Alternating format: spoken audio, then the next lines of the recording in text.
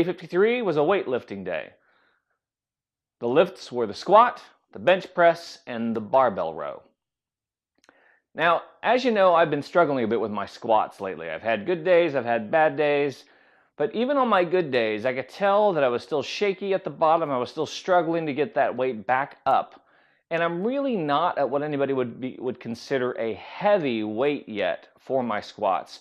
So I was getting kind of concerned. I hit 150 and I felt like I was going to collapse, and so I deloaded down to 135, and I was still struggling at 135, so I wasn't really sure what to do. So what I did was I went back to the books. I reread the squat portion of Starting Strength. I watched a number of videos that kind of outlined the low bar squat a little bit more, and I noticed something. I noticed one thing that I thought I was doing, but then when I watched it again, I realized that I wasn't. Mark Rippetoe talks about something called the hip drive. That when you're about to get to the bottom of the squat, it's kind of like, he actually in one of those videos said it's kind of like a boing. You just immediately thrust your hips straight up into the air. Not back, not forward, but straight up. And that forces your torso to go with your hips because obviously it's all connected. My fear about that, and the thing I was trying to avoid, is if you recall at the very, very, very beginning of this whole exercise, when I was doing a squat and I get to the bottom, I would lean forward. And I thought that that was because I was doing too much hip movement. Well, that may be the case, but the problem would have been that my hip movement was in the wrong direction. I was doing some sort of a quasi-horizontal hip movement rather than driving my hips straight up into the air. And once I saw that, I feel like something clicked in my head, and so I really went after it on Friday to try to master this movement. And I didn't deload. I did all my, right here I'm going to show you my warm-ups for the squat. As you can see that as the weight goes up, you do more warm-ups. So I had a pretty good warm-up set. I reviewed my video on the warm-up set, and I felt like I was kind of locking it in.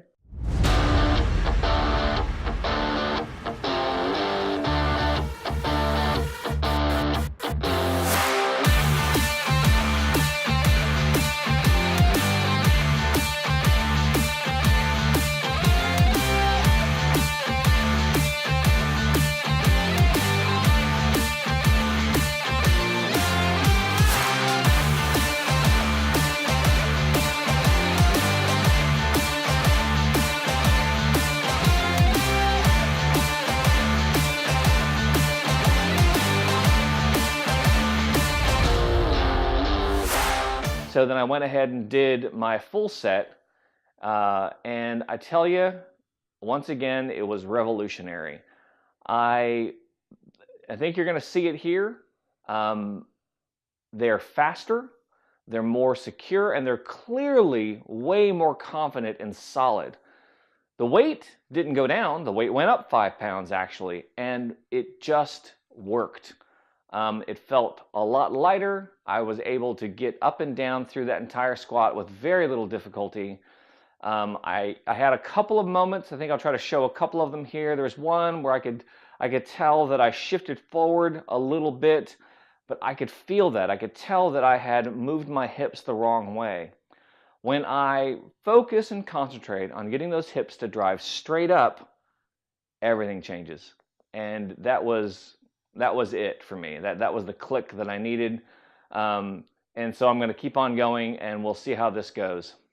Now, my bench press was a little bit harder today, and I got to say that it surprised me. Part of it is that I'm realizing something. I'm going to show you a spot right here where it's clear that I clip the horizontal bar that I have as a safety since I press alone. Now, the only way that I could clip that is if I somehow shifted the weight to where it favored my left arm this direction and my right arm was a little bit too far to the left. So I it is clear to me that I am somehow shifting that barbell left when I do my bench press. So I have a little bit of work to do on that, because I think if I don't get that down, the bench press is going to start getting hard really, really soon. But overall, I mean, I did my 5x5 on that bench press. I felt like it went pretty well, except for that one little bobble that I have. But now that I know what to look for, what to work for, I'll be doing that. I think I'll do the next bench on Wednesday, and then we'll kind of see how that goes. Barbell row, solid barbell row. What stinks is that I get any video of the barbell row. I had the camera position, but I don't know. I must just not have pressed record. And I'm bummed because I felt like I had a really, really solid set of the barbell row. I was at 100 pounds. I did all 5 sets of 5, no problem. It worked really, really well, and I felt confident. And then I also felt like I didn't raise my body up too high. I was able to keep it pretty close to where it was when it started. I mean, like I said, a little bit of up movement is expected just because of the motion that you're doing, but it was very little. So overall, I really felt like I had a solid weightlifting set this time. I'm pretty excited about that because I feel like I crossed a threshold. But with that, as always, thanks for watching.